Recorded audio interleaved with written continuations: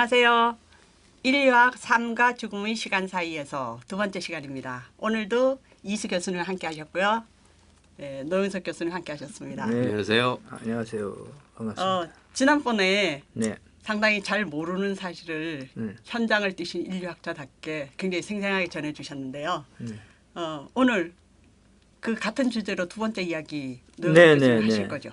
그 저번 주에 저번 시간에 이야기했던 부분이 뭐 조금 더 이야기할 것도 있지만 같은 사례 가지고 뭐 그냥 계속 이야기하는 것보다는 조금 사례를 약간 넓혀가지고 그렇게 한번 해보려고 오늘은 비슷한 주제의 맥락인데 이제 라틴 아메리카 사례를 가지고 한번 적을 하도록 그렇게 하겠습니다.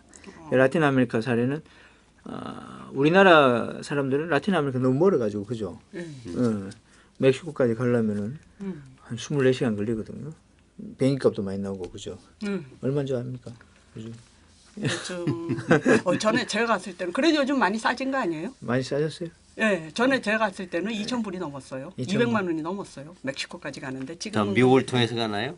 예, 미국을 통해서 아니 요즘 멕시코까지 지금은 직항이 생겼죠. 제가 다닐 때는 미국이나 캐나다를 통해서 갔어요. 아이로메이크가 있는데 직항이 직항해도 요새 250입니다. 아니 제가 저기 직항한 이후로 140만 원. 아니 이거 저 마일리지 100% 다 적립하려면 250이고요. 마일리지 적립 안 되고 하는 거는 그 아메리카 에어라인 이런 거 싼 거 사면은 120만 원도 가요. 요즘 발상을 뭐 거꾸로도 가요. 두바이를 통해서 반대로 가면 시차 적응도 잘 되고 비행기값도 살고 그래서 요즘은 이제 미국이 하도 까다롭게 하니까 그렇죠. 두바이로 해서 반대로 가는 이런 라틴 아메리카도 많이 가더라고요. 저는 보통 이제 근데 시간이 많이 걸리잖아요. 많이 걸리죠. 미국에서 갈아타는 것보다는 시간도 덜 걸린대요. 덜 걸린대요. 뭐 직항 타면 직항이 좋겠지만 두바이로 가는 거는 어디를 많이 가냐면 그 파라과이하고 아르헨티나, 브라질 갈 때는 그렇죠. 두바이 많이 가요. 그쪽으로 많이 가요. 보니까. 어쨌든 라틴 아메리카는 이렇게 이제 비용도 많이 들고 멀다 보니까 우리 국민들이 사람들이 잘 모르잖아요, 그죠? 가기도 힘들죠. 라틴 아메리카 사례도 좀 이야기해드리고, 그다음에 그 라틴 아메리카 그러면 우리는 왜 막 그 떼낄라 뭐 아니면 무슨 삼바 춤 뭐, 그다음에 굉장히 뭐 자유연애 이런 걸로만 알고 있잖아요. 좀 낭만적으로 생각하는 경향이 있죠. 근데 그 속에 얼마나 그 슬픈 상처들이 많이 있고 그 상처들로 인해 가지고 아직도 저개발에 시달리고 있고 불평등에 시달리고 있고 그래서 우리가 흔히 이 슬픔의 대륙이라 그러면 검은 대륙 무슨 아프리카만 생각하는데 사실은 라틴 아메리카도 아프리카 못지않게 이 강대국의 틈바구니 속에서 이 식민지적 삶을 계속해서 살아오고 있는 역사의 아픔이 있다는 거 그런 걸 한번 이야기를 오늘 하면서 저번 시간에 이야기했던 그 리미널리티 그러니까 이 죽음에 대한 부분들이 어떤 의례적 과정을 거쳐가지고 한국에서 이루어지고 있는가에 대한 부분들을 라틴 아메리카에서도 그러면 이런 것들이 비슷한 것들이 있는가? 만약에 있다면 그것은 어떤 의미를 가질까 하는 이렇게 비교 같은 거를 좀 해볼 그러니까 라틴 아메리카의 사례에 대해서. 그렇죠. 그러니까 우리나라에서 이루어진 것과 거의 비슷한 국가 폭력에 의한 것. 그렇죠. 예, 그런 것들에 대해서 이야기를 드리겠습니다. 먼저 이제 제가 왜 라틴 아메리카에 이제 관심을 가지게 됐는지 원래 이 정혜주 교수님은 원래부터 라틴 아메리카. 저는 원래 라틴 아메리카 연구자가 원래 아니었거든요, 사실. 아니었다가 이 국가 폭력을 연구하다가 라틴 아메리카를 알게 됐어요. 저는 사실 왜냐하면 처음에 진실화해위원회에 들어가서 이제 유해 발굴 관련 일을 하는데 한국에 이런 국가적 일을 해본 경험이 없는 거예요. 그래서 저는 그것도 담당자고 일을 잘해야 될 거 아니에요. 역사의 길이 남을 건데. 유일한 팀원이시고. 유일한 팀원이고. 유일한 팀장이시고. 유일한 팀원이고. 그다음에 이 일을 한 번 잘해놔야 다음에도 이게 모범이 돼가지고 또 국가에서 이런 일을 하면 잘 할 거 아닙니까? 그래서 한국에 이런 사례가 없어서 저 외국 사례를 찾았거든요. 외국 사례를. 2007년, 2006년부터 외국 사례를 찾으니까 외국에도 국가 폭력에 의한 죽음들을 국가가 발굴하고 그다음에 이것을 뭐 어떻게 이렇게 해주는 그런 사례들이 많이 나오지는 않더라고요. 홀로코스트 사례는 많이 나왔습니다. 근데 홀로코스트 사례는 상시적으로 발굴이 이루어지는 경우는 아니기 때문에 그렇죠. 지금도 이루어지고 있는 발굴 경우가 어디 있을까 찾다 보니까 딱 걸린 게 라틴 아메리카 대륙이죠. 엄청나게 많은 라틴 아메리카의 나라들이 지금까지도 유해 발굴을 하고 있더라고요. 그래서 그걸 알게 된 거죠. 그 처음에 걸린 게 아르헨티나 사례, 그다음에 과테말라 사례, 그다음에 엘살바도르 사례. 뭐 제가 지금 사례로 설명을 해드릴 나라들인데 여기가 걸리는 거죠. 근데 이 나라들이 웃기는 게 아르헨티나 정도면은 이 인터넷에서 이렇게 영어도 서비스가 되거든요. 그걸 보고 이렇게 했는데 다른 나라는 영어 서비스가 안 돼요. 스페인어를 배워야 되는 거예요. 그래서 스페인어를 배우셨어요. 바보 같은. 그래서 그리고 홀로코스트 같은 경우에는 나치가 여러 나라에 벌린 일이고 지금 이거는 지금 각각 다른 나라들이잖아요. 그러니까 과테말라, 내국 아르헨티나. 사건들이죠. 내국 사건. 그러니까 국내 사건이니까 각각 성격이 조금씩 다르겠네요.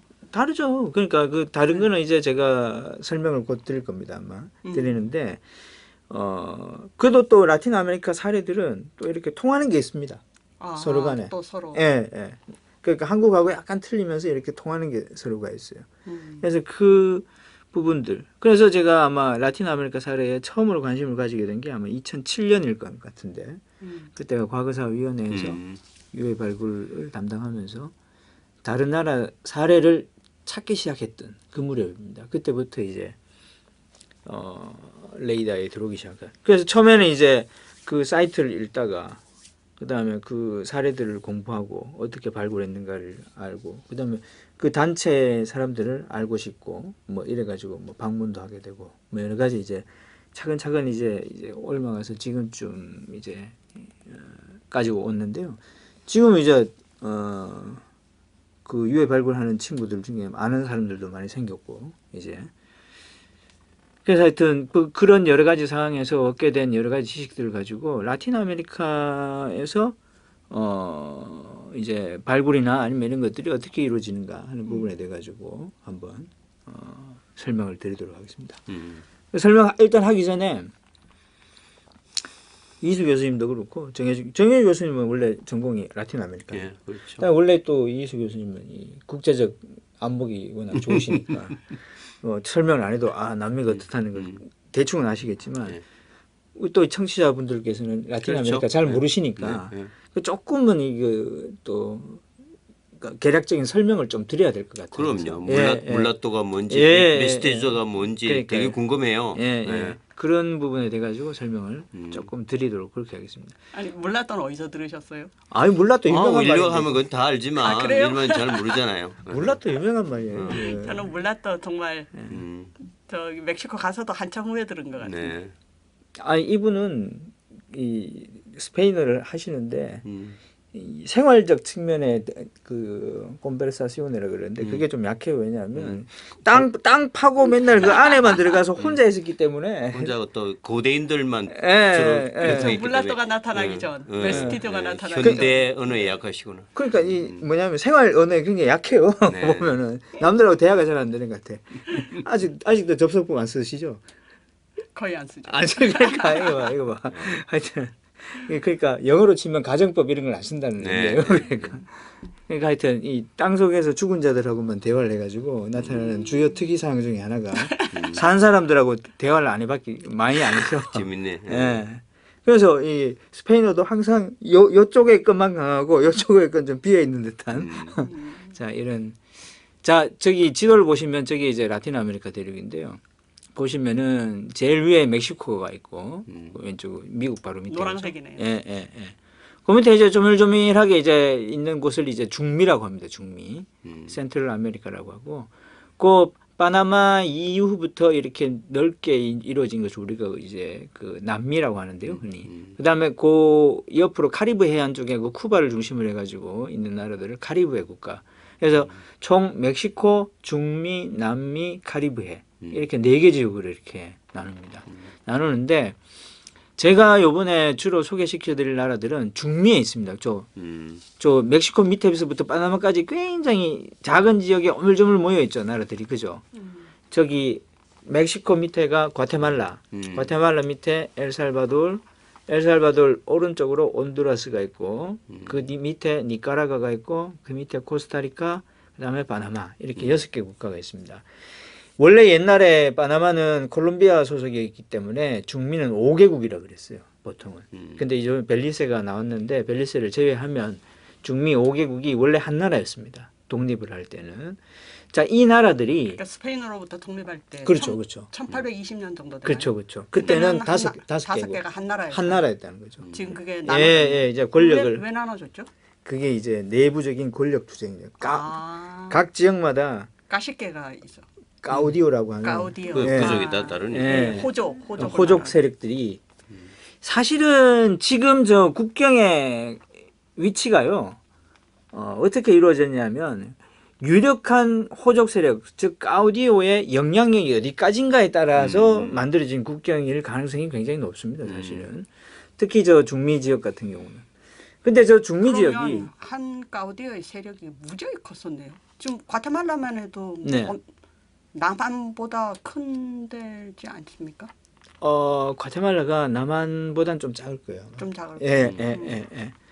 어쨌든 그 당시에 이제 호족 세력들은 독립 전쟁을 할 때에 독립을 이루기 위해 가지고 굉장히 노력을 한 사람들을 이야기하는데 그 사람들이 이제 권력이 이제 한참 커질 때죠. 그래서 저 중미 5개 국가는요. 저게 저렇게 오밀조밀 모여 가지고 있는데 원래 한 개 국가였는데 저 중미 지역의 가장 큰 특징은 미국하고 위치가 가깝죠, 그죠? 이게 이제 큰 패착이 됩니다. 뭐냐면 동서냉전 당시에 미국하고 저렇게 위치가 가까운 나라들은 냉전에 전부 대리전장이 되는 거예요. 소위 말해서 미국과 소련의 패권 다툼을 미국이나 소련에서 전쟁을 하는 게 아니라 저기 와서 하는 거예요. 서로의 대리전을. 한반도도 마찬가지죠. 그렇죠. 전형적인 냉전. 대리전. 한반도도 마찬가지죠. 그러니까 같은 상황이네. 미국 땅에서 전쟁이 일어나 본 적은 없잖아요, 그죠? 한 번도. 지금 가장 큰 극심한 전쟁이 아마 9.11 테러였을걸요. 그렇죠. 미국이 미국 내에서 공격을 받은 공격을 사건이라고. 그게 진주만 공습 말고는 아마 본토는 처음일 거예요. 그렇죠. 그게 그만큼 충격이 컸던 거죠. 그렇죠. 그러니까 그 큰 전쟁들을 그렇게 많이 치른 미국이 본토에서 전쟁을 한 번도 안 했다는 거잖아요. 글쎄요. 그러니까 그러면 그 주변 나라들을 얼마나 등골이 파졌겠습니까? 글쎄요. 그 등골이 파진 나라들의 대표적인 나라들이 어디냐 바로 저 중미 국가들. 중미 국가들. 나중에 제가 설명을 드리도록 하겠습니다. 자, 그래서 저렇게 라틴 아메리카는 굉장히 큰 약 30여 개국의 나라들로 되어 있고 주로 쓰는 언어들은 스페인어입니다. 그 다음에 브라질만 포르투갈어를 공용어로 쓰고 있는 그런 나라들이고요. 브라질만 왜 포르투갈을 쓰는지도 잠깐 설명을 해줘야 될 것 같은데. 그게 모든 나라가 다 스페인 쓰는데. 그게 옛날에 전 세계를 이렇게 쭉 나눠가지고 옛날에 외부로 나간 사람들은 스페인과 포르투갈이었거든요. 그렇죠. 주로 스페인과 포르투갈이 이제 외지 지역으로 이렇게 확장을 해 나갔는데 이 두 세력들이 외국에 나가가지고 자꾸 같은 하느님을 믿는 사람들이 자꾸 싸우고 그러니까 교황이나 아니면 이런 사람들이 볼 때는 좀 불상스러우고 그다음에 좀 보기 도 안 좋고 그래가지고 알렉산드로 6세라는 사람이 1493년이죠, 그죠? 처음 칙령으로 스페인과 포르투갈이 밖으로 나갔을 때 니네들이 점령할 수 있는 땅의 규격을 정해줬습니다. 그게 뭐냐면 가상에 선을 그어가지고 대서양과 그다음에 대서양 사이에 가상에 선을 그어가지고 오른쪽은 저 포르투갈 땅이고 왼쪽은 스페인 땅이라고 이렇게 했는데 이 가상의 알렉산드로가 우리 스페인 출신이래요. 육세가. 이 양반이 스페인한테 굉장히 유리하게 해가지고 라틴 아메리카 전체를 스페인 쪽으로 돌렸는 거예요. 포르투갈은 어디냐면 아프리카하고 그 중국, 인도를 집어넣은 거예요. 근데 중국, 인도를 가기가 쉽지 않잖아요. 그러니까 1493년도에 이 칙령을 이렇게 갈라놓으니까 포르투갈 사람들이 항의를 한 거예요. 알렉산드로 6세한테 야, 이게 말이 되냐 이게 스페인한테 너무 유리하잖냐 그러니까 그러면 좋다 그래가지고 이 칙령을 1493년에 이렇게 세웠는데 1494년에 이 칙령을 약간 옮깁니다. 왼쪽으로. 약간 옮겨가지고 라틴 아메리카의 이 귀퉁이가 이렇게 통과할 수 있도록 그 통과하는 지역이 어디냐면 지금 브라질의 마지막 상파울로를 통과합니다. 그러면서 오른쪽은 포르투갈 땅이 되고 왼쪽은 스페인 영역이 됐는데 오른쪽 귀퉁어리에 리우데자네이로와 상파울로가 걸칩니다. 그걸 바로 또르데시아스 조약이라고 하는데 이 또르데시아스 조약이 1494년에 칙령이 이루어지는데 이 칙령에 의거해서 포르투갈이 브라질을 식민지 점령할 수 있게 된 계기가 되었고 그 이후로부터 브라질은 포르투갈어를 쓰고 나머지는 스페인어를 쓰게 되는 그러니까 영토를 확산해가지고 더 넓혔구만. 그렇죠. 예. 그러니까 이제 교황한테 이제 항의를 한 항의를 해서 얻은 바가 있었는 거죠. 생각보다 크네요. 아니 브라질은 그 나중에 점령이나 사실은 예전에 그 스페인 군대들이 들어왔을 때는 라틴 아메리카 침략을 왜 했냐면 금을 보고 했잖아요. 그렇죠. 우리 엘도라도 뭐 금을 보고 했는데 사실 옛날 아마zo나는 금이 나올 수 있는 지역이 아니라고 생각했잖아요. 그렇죠. 늑지대지고. 예.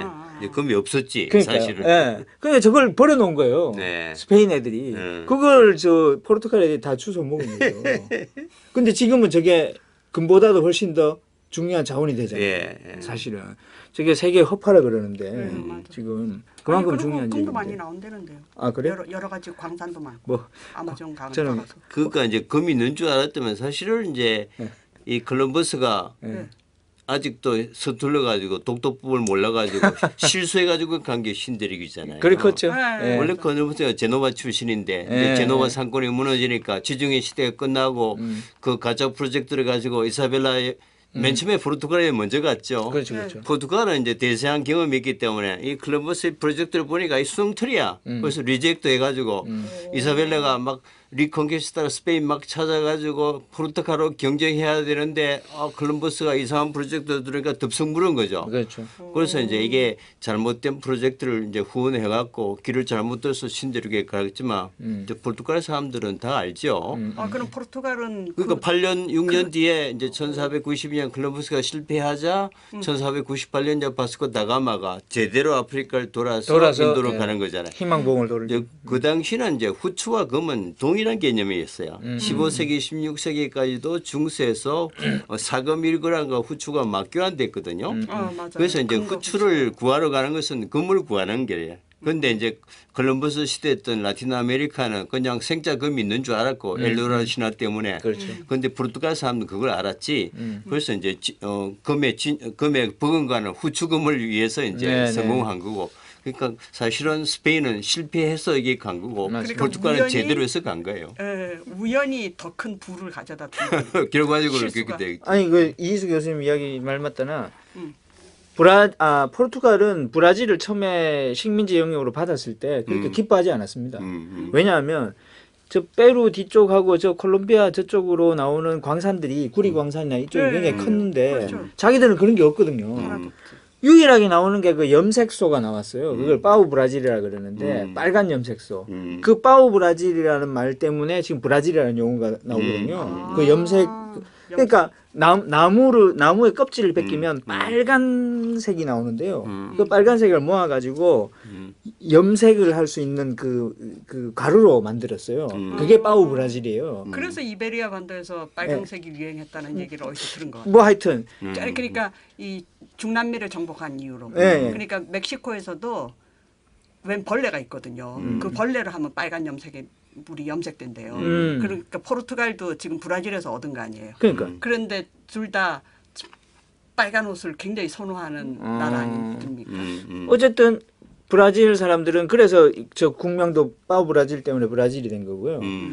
결국 그 염색소 얻으려고 그러면은 배를 타고 저까지 가야 되나 이런 회의감에 젖어들어서 포르투갈은 실제로 라틴 아메리카 경영을 본격적으로 하게 된 게 식민지를 얻고 나서 약 150년, 200년 후입니다.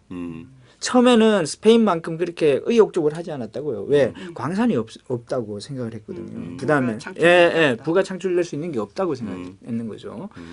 그래서 그런 측면 때문에 이제 지도가 이제 저런 방식으로 생겼고 그다음에 아시다시피 또 이 남미 쪽을 보시면요. 지금 지진이 잘 일어나는 그 지진 조산대가 지금 저 태평양 쪽을 이어서 이렇게 있지 않습니까? 태평양 조산대가. 근데 환태평양 조산대 그 지진이 많이 나는 곳에 사람이 많이 살거든요. 그렇죠. 왜냐하면 그 지진이 땅이 비옥하기 때문에 그러면 왜 거기 비옥하다고 거기 사냐 그러니까 사람들은 그 지진이 많이 나는 땅 이후를 넘어서 들어가면 굶어 죽는다. 아니면 여기서 살면 비옥하게 살다가 지진이 나서 죽긴 죽는데 둘 중에 어떻게 죽을 거냐고 생각하면 농사를 짓다가 지진 나서 죽는 게 낫다고 생각해요. 그만큼 이 조산대 이후 이 안쪽의 땅 안데스를 넘어간 쪽의 땅들은 농사를 짓기에 마땅치가 않다는 거죠. 지금도 그 볼리비아나 아르헨티나 저 팜파스 지역이나 볼리비아 아니면 브라질 아마존 저쪽 지역에는 농지가 없습니다.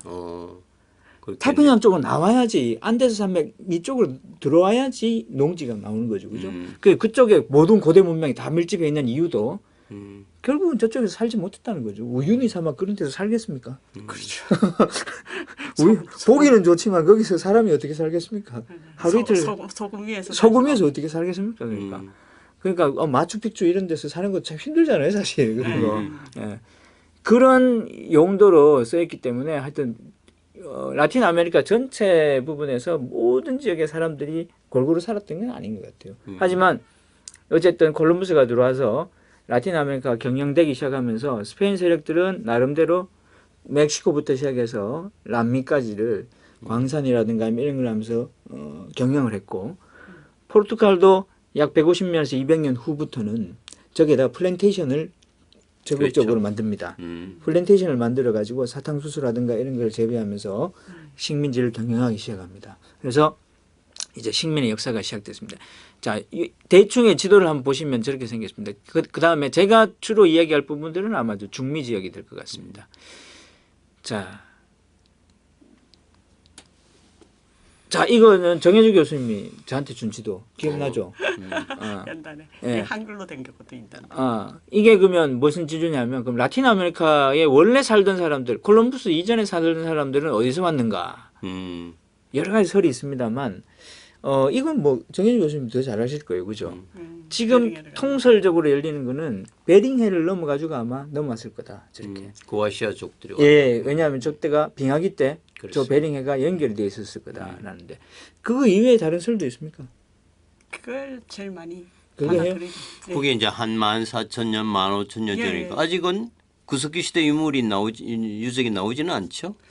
그래도 브라질, 뭐 멕시코 남부, 아니 미국 남부, 멕시코 북부 뭐 이런 데서 최소한 4만 년 전까지는 나오고 있어요.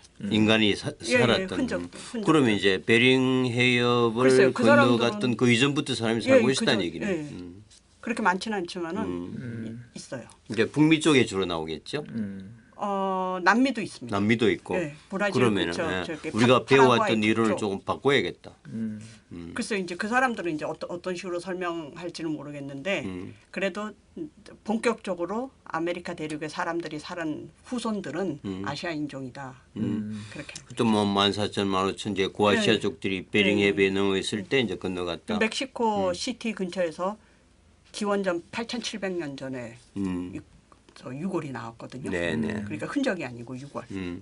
그리고 이 초기 옥수수의 흔적이 기원전 6,500년 전이거든요. 뭐 그거는 이제 해협 건너간 다 이후니까. 다 이후거든요. 뭐 이제 가슬이.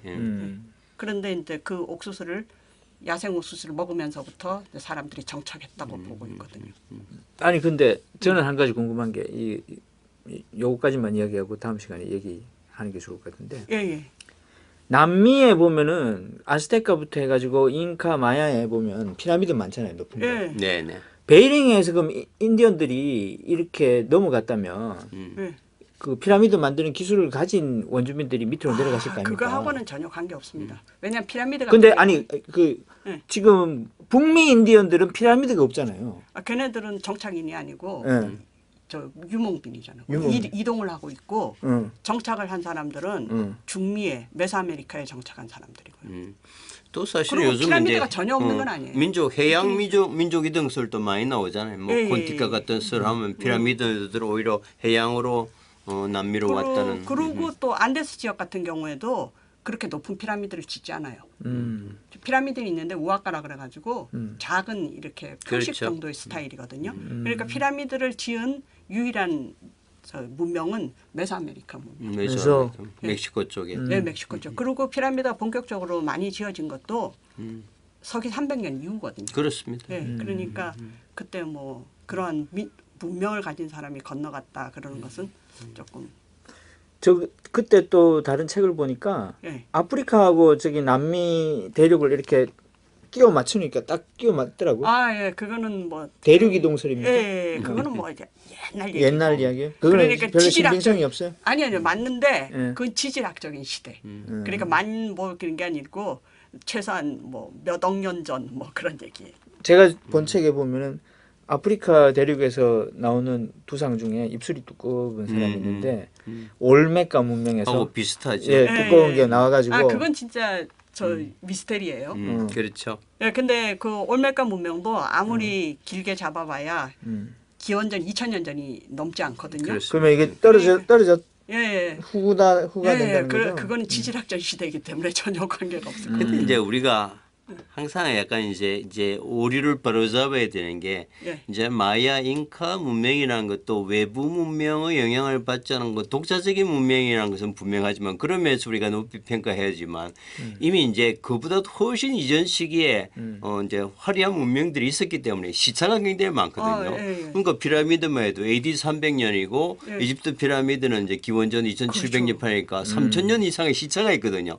그걸 동시대에 놓고 보니까 비슷하다고 그러는데 이제 그런 면에서 이제 좀 시차의 통일 이런 게 좀 필요할 것 같아. 이집트 피라미드 역사가 엄청나게 그러니까 많아요. 기원전 뭐 지금 남아있는 쿠프가 2700년 기원전 2800년이니까 그 아즈테카에 있는 피라미드하고는 3000년 이상 시차가 그럼요. 있죠. 아스테카는 1200년 이후인데요. 그러니까 AD 300년에 본격적으로 만들어진 피라미드들. 마야의 피라미드. 마야. 자, 그래서 저렇게 이제 원주민들이 와서 우리가 흔히 알고 있는 고대 문명은 멕시코 지역의 아스테카, 그다음에 그 중미 지역의 마야, 그다음에 밑으로 안데스 산맥 쪽에 잉카 문명이 있었는데 아까 조금 전에 이야기했다시피 1492년을 중심으로 해서 콜럼부스가 이제 들어오는 거죠, 그죠? 저 그림이 멕시코 그 팔라시오 나시오날에 그려져 있는 국립궁전 예, 디에고 리베라 이 그림입니다. 그렇죠. 디에고 리베라가 그린 이제 아스테카의 에르난 코르테스라는 침략자가 들어오던 날을 이야기하는 겁니다. 저기 보시면 흰색 그 세 사람이 이렇게 서 있는데 흰색 모자를 쓴 사람이 에르난 코르테스고요.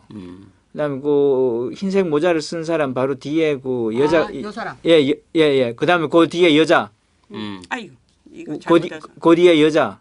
예, 말린 책이네요. 예, 요 여자가 말린체입니다. 요게 이제 에르난 코르테스하고 말린체 사이에서 난 마르틴이라는 아들이고요. 요 아들 눈을 보면은 파랗습니다. 그게 바로 메스티소의 탄생이라는 의미를 가집니다. 이제 말린체는 메스티소의 탄생이라고. 말린체는 에르난 코르테스가 정부지. 아, 정부잖아. 그러니까 애를 낳았다니까. 마르틴이라는 애를 낳았어요. 이게 이제 정부라기보다도 통역사 아니었습니까? 아니 처음엔 통역사를 쓰다가 나중에 그렇지, 뭐. 저 자기 첩으로 그러니까 현지처로 이제 썼잖아요. 그러니까 정부지 뭐. 더 좋은 말 있습니까? 말린체 원래 어느 나라 사람인데? 원래 여기 원주민이었어요. 원주민인데 예. 베라크루스에서 만났죠. 아마. 그렇죠. 말리나리라고 네, 그 추장의 딸이었는데 어떤 추장의 딸이었는데 팔려서 에르난 코르테스가 들어왔을 때 에르난 코르테스에게 바치는 선물로 바쳐졌어요. 근데 스페인을 열심히 배웠구나, 그죠? 그 원래 중미 지역에 가장 먼저 들어왔던 그 사세르도테 이름 뭐죠? 그 원래 처음 들어왔던 난파해 가지고 들어왔던 스페인 선교사 한 명 있었어요. 네.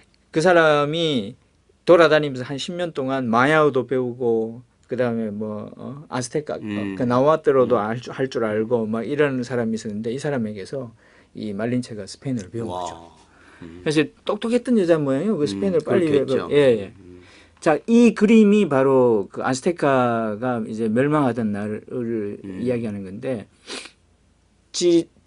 이 그림을 그린 사람이 바로 이 디에고 리베라입니다.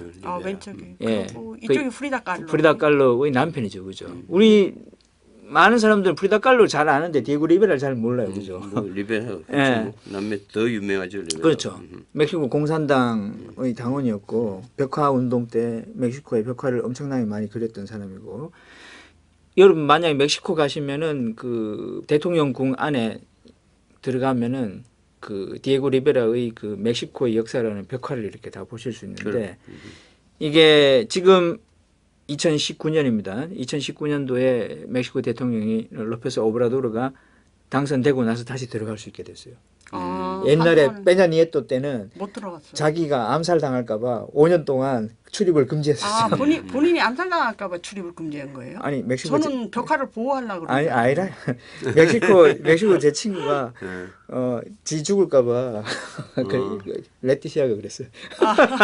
요즘 볼 수 있나요? 요즘 볼 수 있어요. 우리가 왜냐하면 2000년대 가서 정말 감동적이었는데. 예, 요즘 볼 수 예, 있습니다. 한동안 그 5년 동안 못 봤죠. 5년 동안 금지시켰어요. 네. 이제는 볼 수 있습니다. 자, 그래서 이 디에고 리베라가 그린 그림에 보면 이제 아스테카가 이제 유럽 사람들에게 이제 점령당하는 모습이 나오지 않습니까? 이런 식으로 아스테카도 점령당하고 마야도 점령당하고 잉카도 이제 점령을 당하게 되는 거죠. 그러면서 백인이 들어와서 소위 지금 디에고 리베라의 얼굴을 보시면요, 저 사람은 백인 같지도 않고 원주민 같지도 않지 않습니까? 그렇죠. 저게 이제 멕시코 사람들이 흔히 이야기하는 이제 메스티소, 섞인 사람들이라는 뜻인데, 이 섞인 인종이 나오게 되는 가장 이제 출발점이 되기 시작하는 거죠. 그때부터. 그래서 지금 많은 국가, 라틴 아메리카 국가의 가장 대표적인 인종은 바로 저런 메스티소가 대표적인 그렇죠. 인종이 이제 되기 시작하는 겁니다. 옆에 프리다 칼로도 프리다 칼로도 메스티소겠죠, 그죠? 근데 그 근데 백인을 약간 많이 닮았어요. 저는 오히려 원주민을 더 많이 닮은 그러니까 것 같아요. 원주민적 좀 미와 백인의 미가 약간씩 섞였어요. 섞여 있는 거죠. 예, 그렇죠. 예, 프리다 칼로는 약간 그가 동양상이에요, 그죠? 예, 얼굴이. 오히려 예. 디에고 리베라보다 예. 더. 그래서 멕시코 사람들은 이렇게 생각합니다. 그 라사 꼬스미카라고 해서 우주적 인종이라고 해요. 예. 그 뭐냐면 한국 사람들은 수녀를 좋아하지 않습니까? 그렇죠. 근데 멕시코는 특별한 논리를 만들어서 19세기부터 우주적 인종이라는 말을 만들어내면서 가장 위대한 인종은 섞인 인종이라고. 그러니까 우주적 인종의 대표적인 인종은 바로 메스티소죠. 예. 호세 바스콘셀로스라는 그 멕시코의 학자가 이야기했던 부분인데, 이것이 아직도 그대로 이어져서, 그러니까 이제 지금 저희가 녹화를 하는 이 시간 며칠 뒤가 3일절이잖아요. 3일절 하면 막 일본 제국주의에 대한 막 분노가 이끌어오지 않습니까? 그럼 멕시코 사람들도 에르난 코르테스에 대한 분노가 막 이끌어올라야 되잖아요. 근데 멕시코 사람들은 솔직히 이야기해서 쳐들어온 스페인이나 망했던 아스테카나 둘 다가 없었으면 우리는 태어나지 못했다는 거죠. 그 누구도 미워하지 않는다는 거죠. 소위 말해서 스페인의 침략이 없었으면 메스티소가 탄생하지 못했고, 그다음에 원래 원주민이 없었다면 우리가 탄생하지 못했다는 거. 이 두 가지가 다 있었기 때문에 우리가 탄생했기 때문에 스페인은 정복자지만 이것을 우리가 일본 제국주의를 바라보는 시각과 같은 시각을 그대로 가진 것은 아니라는 거죠. 불가분의 관계, 필요 충분의 요소, 뭐 이러한 측면으로 바라보는 역사적인 조건도 많다는 겁니다.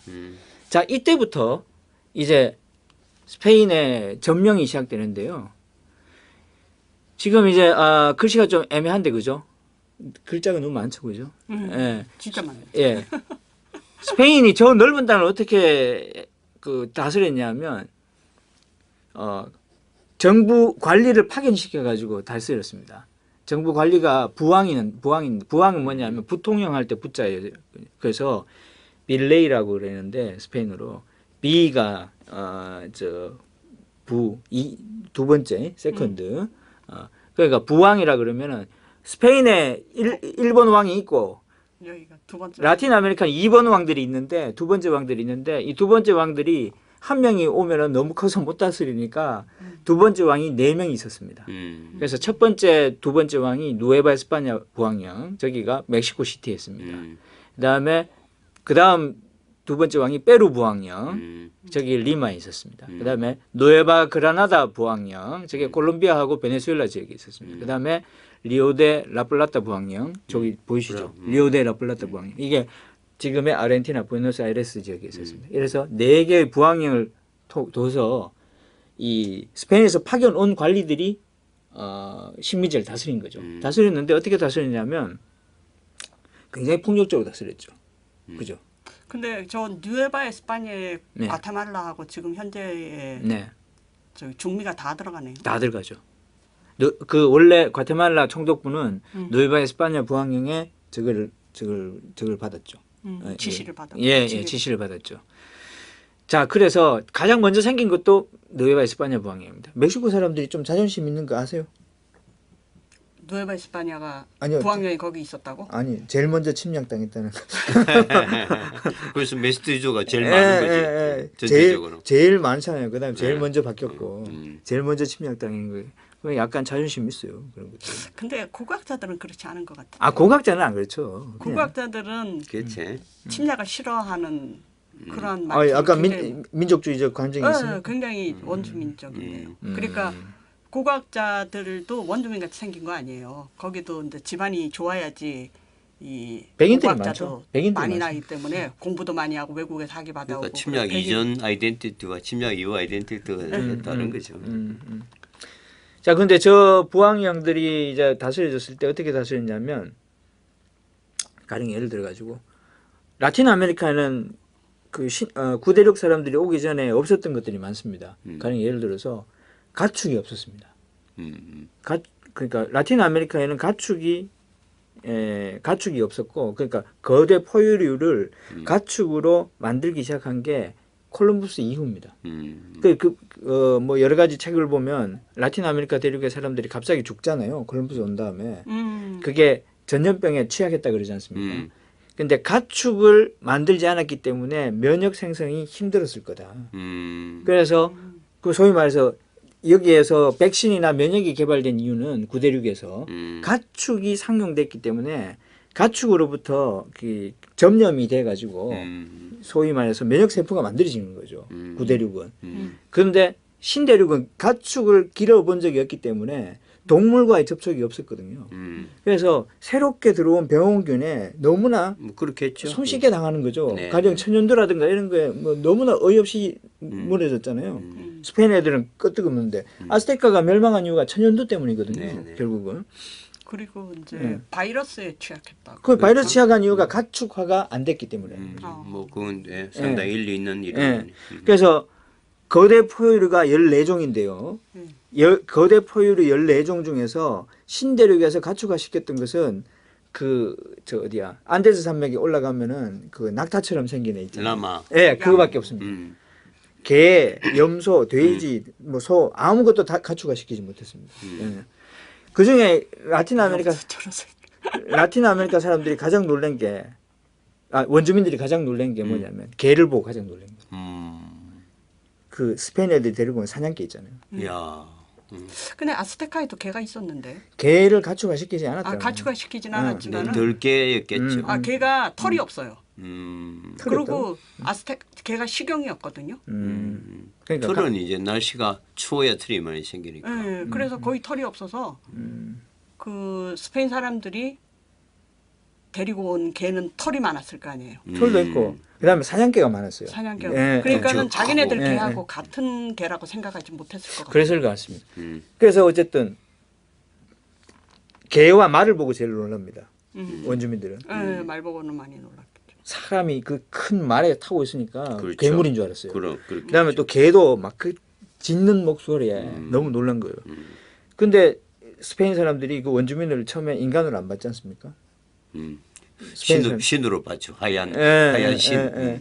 그 다음에는 나중에는 이제 동물로 보기 시작하는데 점령 이후 얼마 안 되어서 스페인 사람들이 이 원주민들을 죽이기 시작하는데 별 이유 없이 죽입니다. 그냥 뭐 늦게 왔다고 죽이고 그렇죠. 말한다고 죽이고 그다음에 가장 끔찍한 게 이 자기들이 데리고 온 사냥개의 먹이로 원주민을 주기도 하고 그래서 그 사냥개들이 원주민을 뜯어먹고 막 이럽니다. 그런 의미에서 굉장히 이제 그 인구수가 급감하기 시작하는 거죠. 점령 100년이 안 되어서 원주민의 숫자가 약 10분의 9 이하로 떨어진다고 이렇게 이제 살아있는 사람을 준 것 같지는 않고요. 죽고 난 다음에 원주민을 그림 봤는데 살아있는 거 죽은 거 그거는 좀 과장된 것 같고 과장된 거 같아요. 살아있는 사람 죽은 사람을 원주민 죽은 사람을 팔았어요. 그러니까 먹이로 예, 푸주간에서 팔아가지고 이렇게 걸어놓고 팔아요. 근데 그게 이제 사람이 먹는 게 아니고 그게 이제 집에 있는 개들. 자, 어쨌든 지금부터 이제 시작되는 이런 그 점령의 시대, 식민의 시대가 시작된 거죠. 그래서 이 원주민들은 아이덴티티가 없어지는 거죠. 그다음에 이제 잘못하면 죽는 거죠, 이제. 항상 누군가에게 억압된 사회가 시작되는 거죠. 그죠? 이게 그냥 억압됐으면 모르겠는데 이게 문제는 뭐냐면 라틴 아메리카 대륙에서 가장 큰 문제는 이런 억압이 아직까지도 이어지고 있다. 지금 이 구조가 안 바뀌는 거죠. 그러니까 소위 말해서 라틴 아메리카 국가에서 원주민이 대통령이 되는 경우가 거의 없습니다. 그렇죠. 예. 한때 페루에서 됐다가는 뭐 해외 토픽이 날 정도니까. 지금 볼리비아의 모랄레스가 원주민 대통령이잖아요. 거의 없죠. 네. 원주민 대통령 또 있습니까? 베니토 후아레스? 후아레스는 너무 오래된 사람이고. 멕시코. 예. 그런데 원주민 대통령이라 그래도 원주민의 얼굴을 많이 가졌다 하지만은 사실은 메스티소. 그렇죠. 에보 모랄레스도 순수한 사람이 그렇고 누가 베니토 있겠어. 후아레스도 예. 그렇고 그리고 저 페루의 또레스인가? 그분. 음. 그런데다가 그분들이 대통령이 돼서 원주민을 위한 정책을 하질 않았어요. 그러니까요. 어쨌든 이 정치적으로 원주민들이 굉장히 이제 억압되기 시작하는 거죠. 소위 말해서 이런 가운데 라틴 아메리카가 이제 독립이 됩니다. 독립이 되는데 누구의 그러면 원주민들이 막 이렇게 가지고 각자 스페인 애들을 몰아내고 독립이 되는 게 아니라 똑같은 스페인 애들끼리 싸워서 그 스페인 애들이 라틴 아메리카를 독립을 시킵니다. 그렇죠. 원주민이 독립을 시킨 게 아니라. 그 원주민이 막 독립을 시켰으면 지금 뭐라도 이렇게 됐을 건데 원주민들은 가만히 있고 스페인 애들 중에서 기득권을 가진 스페인 사람과 차별을 받는 스페인 사람들이 전쟁을 해가지고 차별을 받는 스페인 사람들이 이기는 거예요. 그 대표적인 사람이 지금 뒤에 보시면 이제 우고 차베스 뒤에 그림 나오시죠, 그죠? 시몬 볼리바르라는 사람. 그러니까 차별을 받는다는 것은 그 이유가 뭔가요? 그 조금 이따 금방 나옵니다. 네. 이 산마르틴이라는 사람도 이 스페인 사람 스페인 독립운동의 가장 큰 효과 두 대표적인 사람이죠, 그죠? 시몬 볼리바르와 산마르틴 두 사람인데 이 사람들이 어떤 사람이냐면 바로 이 라틴 아메리카 인종의 구분이 있지 않습니까?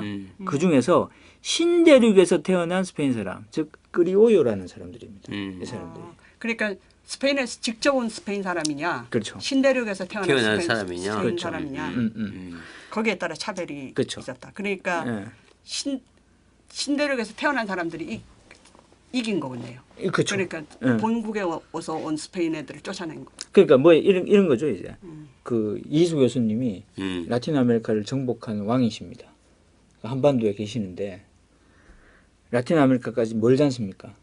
근데 저 땅을 다스려야 되는데 그 라틴 아메리카에서 태어난 새롭게 태어난 그러니까 이수 교수님을 한 번도 보지 못한 사람 저기서 신생아로 태어난 그 놈을 어떻게 믿겠냐 이 말이죠. 그래서 항상 라틴 아메리카의 고위직은 파견하는 거죠. 교수님 옆에 있던 사람들을 파견시키고 접근들. 그냥 거기서 태어난 사람들은 벼슬도 높게 못 올라가도록 만드는 거죠. 왜냐하면 내 재산을 뺏어갈까 봐.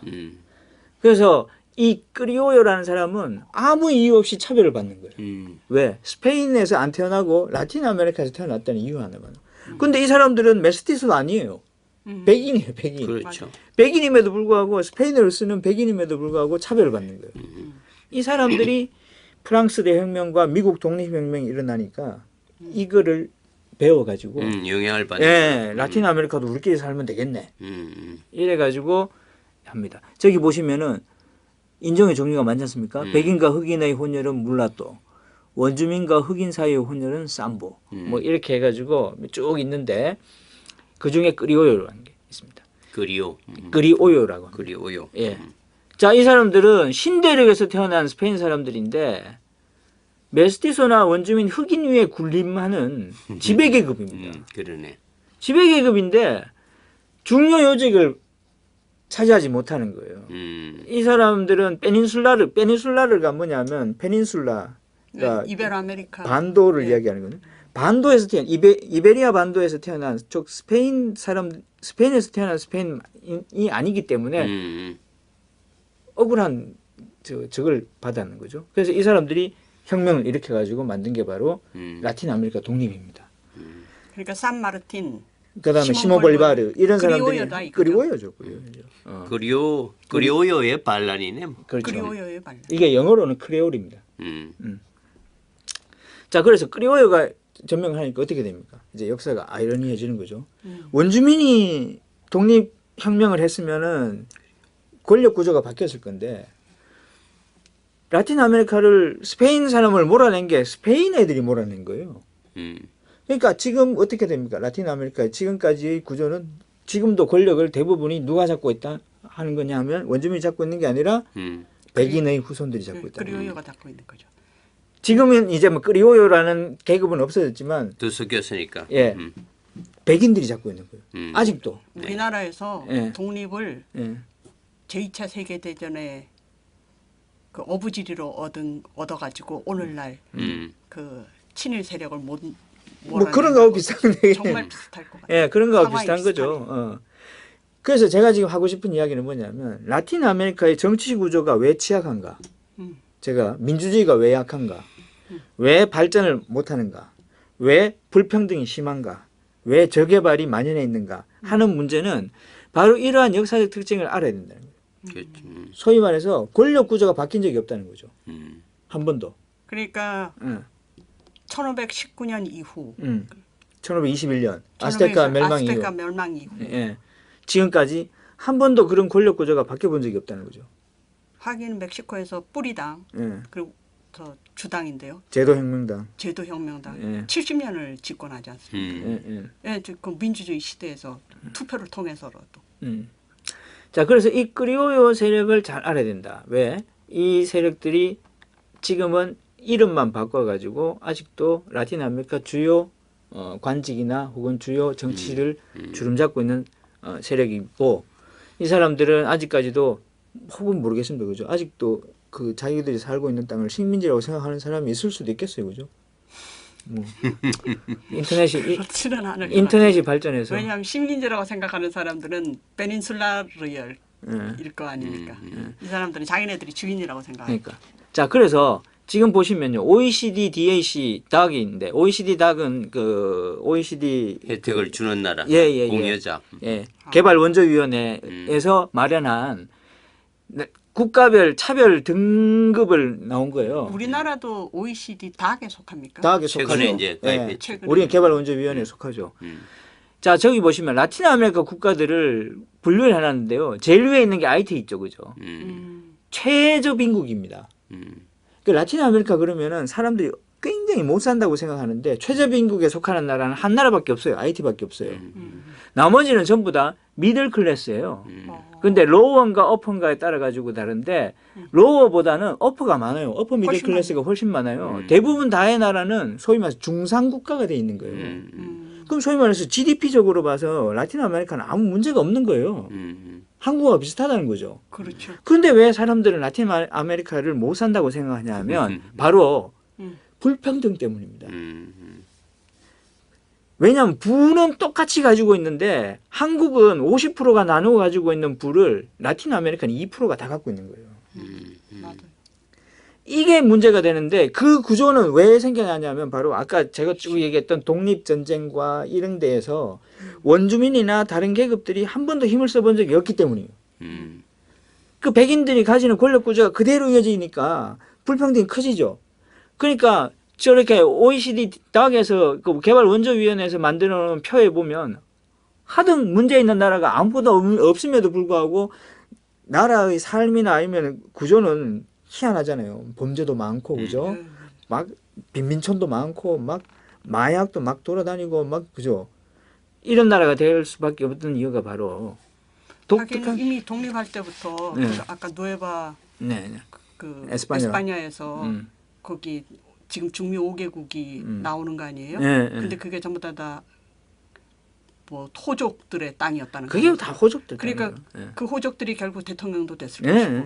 그 집안이 다 해먹었겠죠. 나중에 이야기 드리면 엘살바도르는 로스 까토르세가 있습니다. 14가문. 까토르세가 그 14라는 뜻이거든요. 예. 로스 까토르세가 왜 있겠습니까? 14가문이 다 해먹는다. 다 해먹는다. 그게 뭐냐면 전부 그 크리오요들입니다. 전부 다. 그래서 OECD 다학에서 보면 이렇게 라틴 아메리카에서 최저 빈곤 IT밖에 없다는 거죠. 그 다음에 인디세 데 데모크라시아 문디알 델 아뇨 해가지고 2014년도에 민주주의 지수를 발표했어요. 민주주의 지수에 우리나라가 몇 등이냐면 22등입니다. 사우스코리아가. 네. 1등이 노르웨이고. 자, 이 중에서 라틴 아메리카 국가 중에서 한국보다 상위에 있는 나라는 우루과이하고 코스타리카밖에 없습니다. 나머지는 민주주의 사실 이런 지수로 민주주의를 등급화시키는 건 문제가 있습니다만 그래도 우리가 잘 보기 위해서 한번 그냥 보는 건데 대부분의 그 라틴 아메리카 국가들의 이 민주주의 지수는 굉장히 떨어집니다.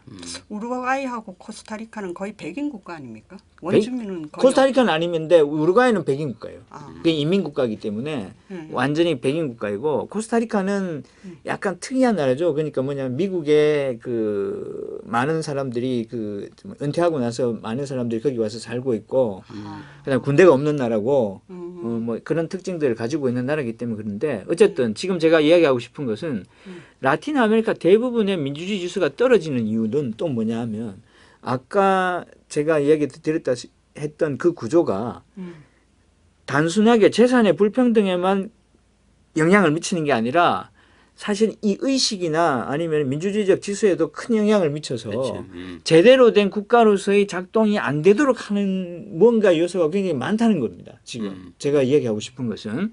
그래서 한국도 그렇게 높은 민주주의 지수가 아님에도 불구하고 지금 대부분 보시면 지금 중미 국가들 있죠. 온두라스, 뭐 과테말라, 저 파라과이, 엘살바도르 이런 거 전부 다 저 민주주의 지수가 거의 70, 80등이에요. 거의. 그러네. 굉장히 낮다는 거죠, 사실은. 멕시코, 아르헨티나 같이 좀 사는 나라도 52. 멕시코는 52가 올라간 것도 굉장히 높다는 거 알고 계시죠? 아 그래요? 저거는 수치로 50이지 실질적으로 가보면 멕시코의 민주주의 지수 굉장히 떨어진다는 거. 예. 그냥 지금도 벌건 대낮에 실종 사건이 일어나고 뭐 이런 나라가 좀 그다음에 뭐 시장으로 당선된 사람이 하루 만에 암살을 당한다거나 이런 일이 지금 백주대낮에 일어나는 나라가 이게 정상적인 나라는 아니죠, 그죠? 자, 그래서 제가 이야기하고 싶은 것은 뭐냐면 라틴 아메리카에서는 빈곤을 극복하는 것이 중요한 것이 아니라 굿거버넌스, 소위 말해서 불평등 시스템과 민주주의 지수를 어떤 방식으로 할 것인가가 굉장히 중요하다는 일이죠, 사실은.